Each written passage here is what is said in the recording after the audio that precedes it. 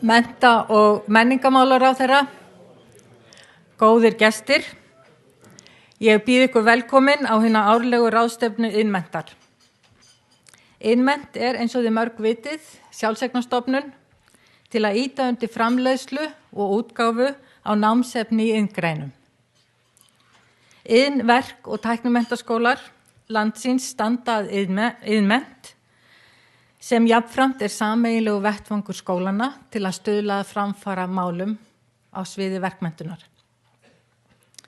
Í dag ætlum við að beina sjónum okkar að stöðu námsefnis í verkgreinum. Mikil deigla í framhaldsskólunum þessar myndir, nýjar námskrár eru að líta dagsins ljós og líklegt að nýjum áherslum í námi fylgi þörf fyrir nýtt og betra námsefni. Margir telja að framtíðin í námsefnisgerð liggi ekki síst á sviði rafræns aðgangs að upplýsingaveitum. Til að ræða námsgagnamálin á breiðum grunni höfum við fengið til okkar fulltrúa frá háskólastiginu, frá atvinnulífinu og ekki síst fulltrúa hinna fjölmörgu sviða, iðn, verk og tæknigreina sem kennd eru í skólakerfinu. Ég vonast til þess að fyrirlestrarnir og pallborðsumræðurnar verði áhugaverð og skerpi sýn okkar á það hvað gera þurfi á næstu misserum. Ég segi þessa ráðstefnu setta og bið Illuga Gunnarsson, mennta- og menningarmálaráðherra, að flytja okkur opnunar ávarp.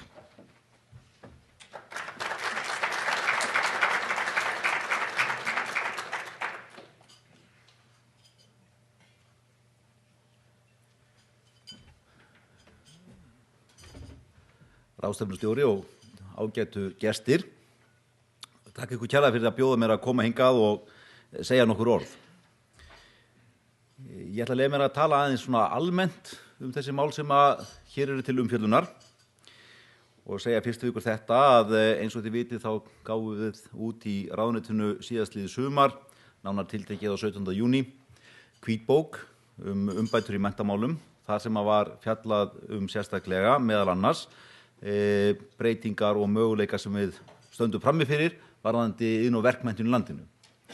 Á haustmánuðum 2014 tók til starfa vinnuhópur með mjög breiðum grunni. Það að segja að þeim hópi komu aðilar víðsvegar að sem að hagsmuna hafa gæta varðandi þetta nám. Sá hópur hefur skilað til okkar núna tillögum sem eru núna í skoðun. Ég vildi byrja á því að segja þetta við ykkur og þakka fyrir það samstarf sem að við höfum átt á undanförnum mánuðum og misserum í þessari vinnu það að finna leiðir til þess að bæta iðn- og verknámið okkar, gera það meira aðlaðandi og spennandi og fjölga þeim sem að velja sér slíkt nám. Framundan þá síðan það að taka ákvarðanir einstakar tillögur sem að birtast frá starfshópnum og úrvinnsla á þeim eftir atvikum tryggja fjármagn þar sem að þess þörf og eða síðan samstöðu útfærslu á þeim tillögum sem að þarna koma fram hjá öllum þeim aðilum sem að eru að fást við iðn- og verknámið. Það sem eru þetta einkennandi fyrir þetta námstig hversu margir hafa hér hagsmuna gæta, hversu þarf að huga að mörgum sjónarmiðum og hagsmunum. Það kostur, leið það líka vandamál. Það hefur þann vanda í för með sér að það kerfi og fyrirkomulag sem við höfum þróað býsna flókið, margt ekki nægilega gagnsætt og á það hefur verið bent í úttektum til dæmis af hálfu OECD að við þurfum að hafa kerfið einfaldara, skýrara og leið við náum því meira aðlaðandi. Ég ætla ekki að fara dýpra ofan í einstakar tillögur enda ekki tímabært, en mér langar að segja þetta við ykkur. Þegar við erum að ræða að gera námið aðlaðandi, þá það bara helmingurinn af sögunni. Vegna þess að námið í iðngreinum tekur einhver ár vissulega og svo tekur við starfsævi.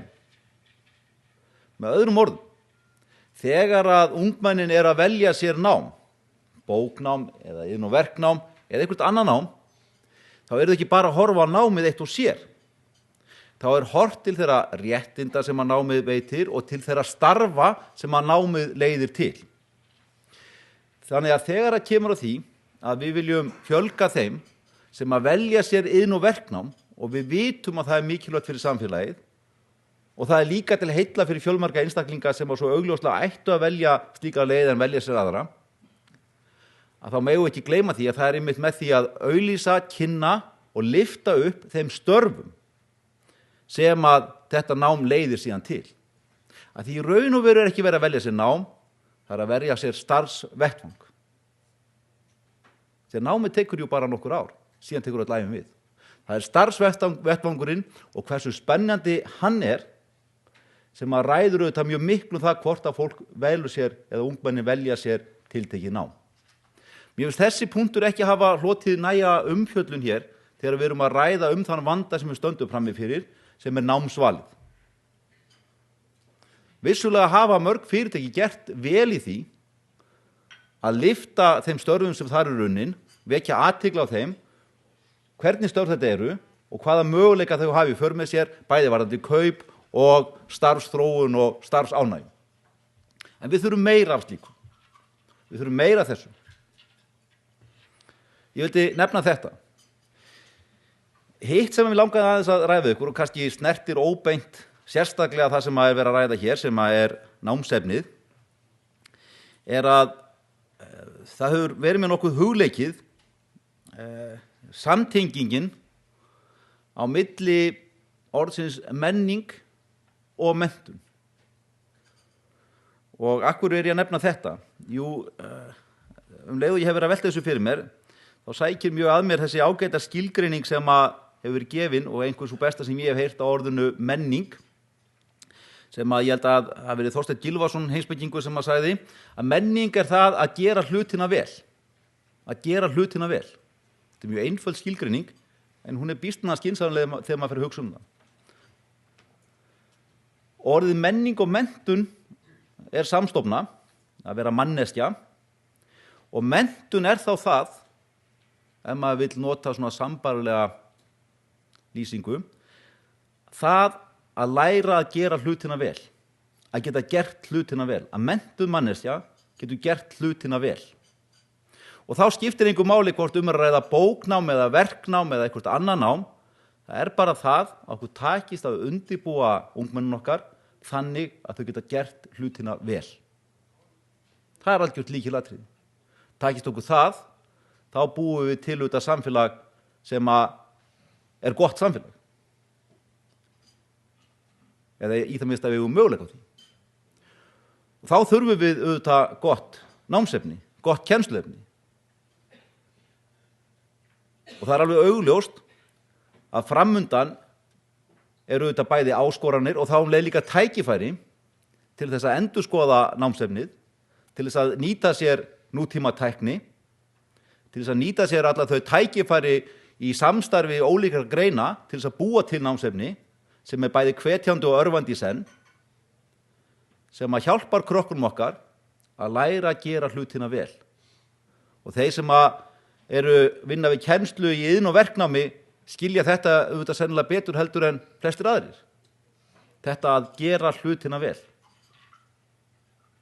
sem er grundvöllur menningarinnar. Þar fyrir utan, þá erum við í kapplaupi, kæru vinir. Kapplaupi það að gera hlutina vel og hugsið nú aðeins þetta. Við vitum það að mannfjöldaþróunin er svoleiðis að í dag eru 4-5 á vinnumarkaði fyrir hvern ellilífeyrisþega.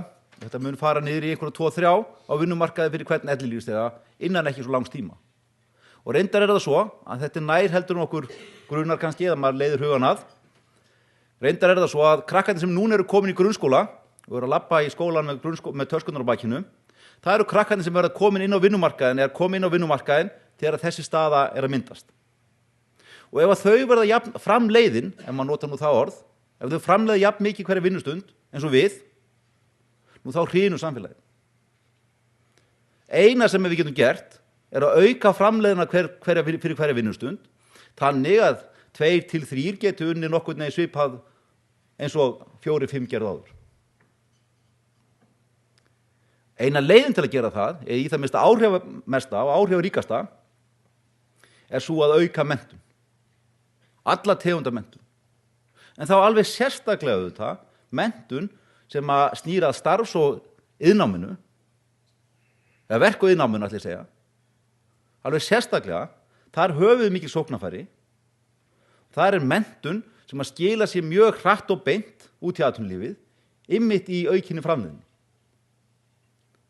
Þetta að hafa hugfast, og ég bara minna það að hver skipti sem við sjáum krakkana labba í skólan á mótnana, þá þetta fólki sem það standa undir okkur og okkar velferð þegar við komum elliheimilið. Og það verða færri til þess heldur niður í dag. Þannig að það eins gott að við bæði fjárfestum í þeim, við búum til menntakerfi sem að hendar þeim og við tökum það alvarlega að menntun og aftur menntun grundvöllur alls hagvaxtar í framtíðinni. Þetta var það sem ég langaði að deila með ykkur hér. Gangi ykkur vel hér í dag og þakka ykkur kærlega fyrir.